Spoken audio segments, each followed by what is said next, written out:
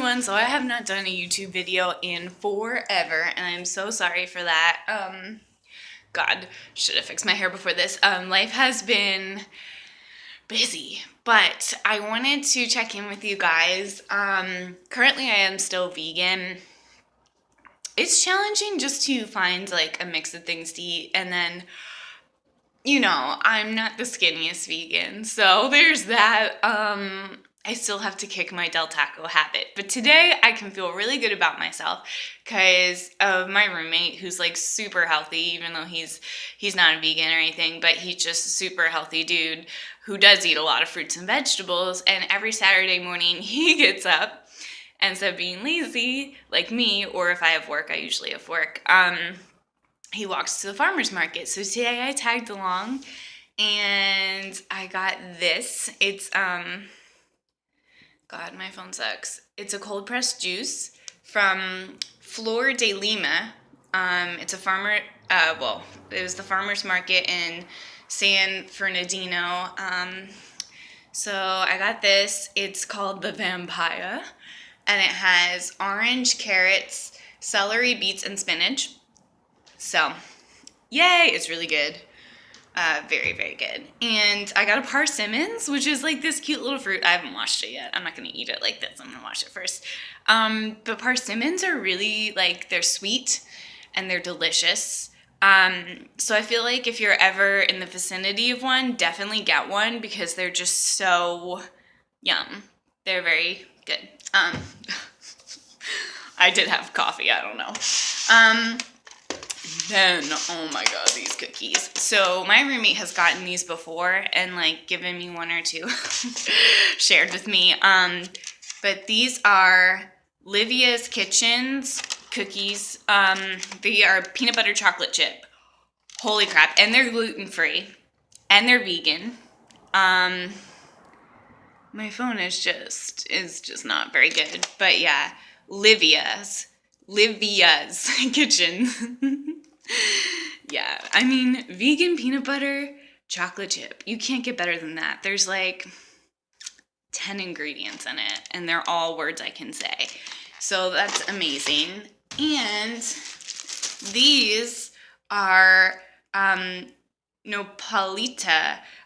These are cactus tortillas, and they are gluten-free as well. And like, this is great because now I can just put my beans and guac and vegan cheese or salsa in these and make like little tiny burritos because I need to stop going to Del Taco. Okay, like the occasional fries isn't gonna kill me, but it doesn't do any favors for my skin. And the burritos, yeah, they're like really cheap, but and they don't have lard in their beans, okay? I've asked a million times, but still, I need to like work on that. But I felt really good today for walking. I'm trying to exercise more and trying to be like, just, better because I'm 31 now. Oh my God. It's crazy. Dude, my hair. I did not put on very much makeup today to walk to the farmer's market because I wanted to make it back in time because I do have to go to work later. But I wanted to check in with you guys and say hello. And that I hope to be making more content for my YouTube channel come the new year. And I don't know what kind of content that will be, but I definitely want to, get back on that social media and do something fun. Probably there'll be more reviews because I just finished watching Alias Grace on Netflix, which I loved. I did not love Handmaid's Tale. I could only make it through 2 episodes. I thought it was really violent, and spoiler alert if you haven't seen any of Handmaid's Tale and you still want to, but there's a character named Janine who gets her eye poked out, like first episode, for saying a curse word, and I'm like, that would be me. And it just was like disturbing, very disturbing, but Alias Grace is based off of a novel by the same author who is one of my favorite authors, Margaret Atwood. She wrote this book, I don't want to get the name wrong, but it's like The Physics of Magic. And it was kind of like based well, it was like flashbacks between present day, like a couple years ago, and then the time of the Crucible. And this girl finds out that she's related to Elizabeth Proctor. Like, she's a descendant of Elizabeth Proctor. And just kind of about her history and witchcraft. So that was the book I read. So that was the first thing that made me... I didn't even realize Margaret Atwood wrote The Handmaid's Tale. I just didn't. But I saw that on Alias Grace. I was like, oh, wait, Margaret Atwood. I love that author. And then Sarah Polley was the executive producer and writer for the show. And I used to love Sarah Polley on this show that was on the old school Disney Channel, if anyone remembers. Like, I mean, I'm 31. So when I was like 5 or 6, they used to have Anne of Green Gables with Megan Follows. She's a Canadian actress, and I used to love that. And the show Avonlea, which was like a really conservative, not conservative, I don't want to put like that, you know, taint on it, but it was just like a show about small town life, but I loved it, you know. There was so much character development, and I was only 5 or 6, but I think I did want to be an actress. Even then, I was just like, wow, it seems so fun to just like kind of dive into this other world, you know. Anyhow, so Sarah Polley was in Avonlea, which was a show that's like, if you know Anne of Green Gables, it's kind of part of that same world.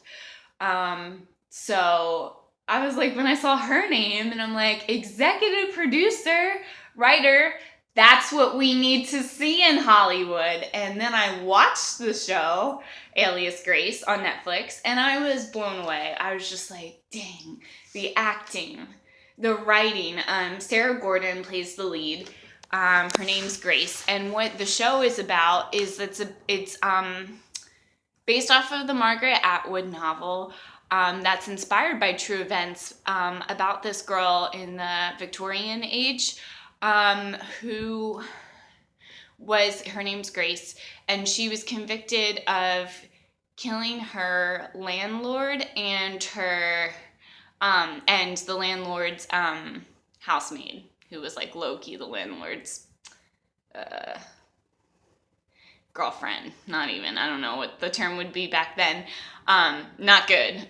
People frowned upon it because they weren't married and all this and that. And but yeah, it's so the show, the fictional part of it, because it's, you know, inspired by true events, is that this doctor goes to interview this woman who really did live, and was convicted of these charges at like 15 years after she's been in like the penitentiary or whatever, been in prison, and she was supposed to be hung, but because she was accused when she was so young, they gave her life in prison. So the show kind of takes place with, starting off with her talking to this doctor and him trying to figure out if she really did it, because he's trying to get her pardoned, because like part of the community, like there's this priest who really wants to get her pardoned, and it's really interesting. It has a feminist spin at the end, which I like want to say, but I don't want to give too much away. But basically, it's like talking about suppression and how women have to put on a mask in order to feel free. Which I just thought was really interesting. So it's a great show. Check it out. Guess I just did a review now. All right, so now this video is 9 minutes long, so I'm gonna go and drink my juice and probably have another cookie, not gonna lie. But yeah, if I don't make another video before the end of the year, oh my god, why do I have my sunglasses on? I'm inside. I just got back from the farmer's market, so. If I don't make another video before the end of the year, happy holidays. Nope, there's no fixing my hair at this point. I just committed to being super candid today. Happy holidays, and yeah, I'm excited. I'm excited to spend them with my family. I can't wait to see my baby Buffy, my baby cat. I love you all. Bye.